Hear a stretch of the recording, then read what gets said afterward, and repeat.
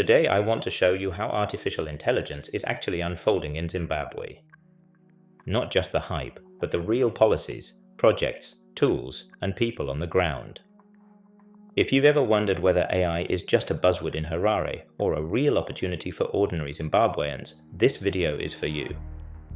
First, we'll look at Zimbabwe's new national AI strategy. Then we'll talk about major events like AI Innovation Week. After that, we'll look at local AI tools, including Zimbabwe's own chatbot. And finally, what this means for you. Let's start with the big picture, policy and strategy.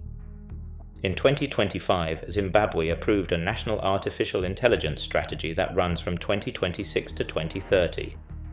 This strategy is meant to guide how the country builds skills, data infrastructure, and real AI applications. It focuses on pillars like talent, infrastructure, governance, and research. In simple terms, the government is saying, we don't want to be left behind in the AI revolution. We want to develop skills and use AI in sectors like health, agriculture, and mining. Tech commentators have already started breaking this down, explaining how this strategy links to cybersecurity, e-passports, and digital services. This shows that AI is directly tied to digital IDs, border control, and online government platforms. Mainstream media talks about how Zimbabwe is making significant progress, framing it as a tool for economic growth and social change. When government, media, and tech creators are all talking about AI, you know a shift is happening. In late 2025, AI Innovation Week brought together policymakers and young innovators to unveiling practical AI projects in mining, agriculture, and health. The event included workshops and showcases of practical AI projects in health and mining. Zimbabwe doesn't just want to consume AI built in Silicon Valley. The goal is a local ecosystem. The goal is an AI hub network, using hackathons in the lithium value chain as real testing grounds for Zimbabwe's natural resource sectors. This is important because it connects AI to actual money, jobs, and industrial strategy. On one side, you have the national strategy. On the other, you have events translating it into reality. But what about actual tools that Zimbabweans can use today?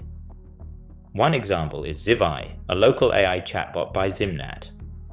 It's a localized, ChatGPT-style assistant built specifically for Zimbabwean users. This is a sign that AI is moving from concept to implementation. It raises big questions. Will future chatbots support Shona and Debil? Will they understand local slang and regulations? Site Zimbabwe shows how AI reduces news production from a day with 7 people to just 30 minutes with one person and automated tools. This is a huge shift. It multiplies what small teams can do, but it also changes the skills you need. Integrity and human judgment still matter. Zimbabwe is part of a regional push for AI factories and data sovereignty, ensuring Africa shapes its own technology and keeps value on the continent. The core idea is that Africa should own its data. So what does all of this mean for you, personally, in Zimbabwe or the diaspora? If you're a student, start learning practical AI skills now, prompt engineering, data analysis. Institutions are paying attention, but individual skills will be your biggest advantage. If you're a creator, ask yourself, how can AI multiply your output? It helps with workflow, but you still need judgment to decide what matters. For entrepreneurs, AI is basic infrastructure like mobile money. There will be more opportunities in agriculture, mining, health, and fintech. If you work in policy, you have a role. Words only become real when people design safeguards. Zimbabwe can design AI systems that are fair and inclusive, but that won't happen automatically. To sum up, AI in Zimbabwe is a mix of big ambitions, early policies, and pilot projects. The next step is execution, turning strategy into skills, startups, jobs, and tools. I want you to think, how can I use AI to solve a real problem in my community? It doesn't have to be huge. A simple chatbot, a dashboard, or an automated report. If you found this helpful, like and subscribe. Tell me in the comments what you want to see next. Thanks for watching, and I'll see you in the next one.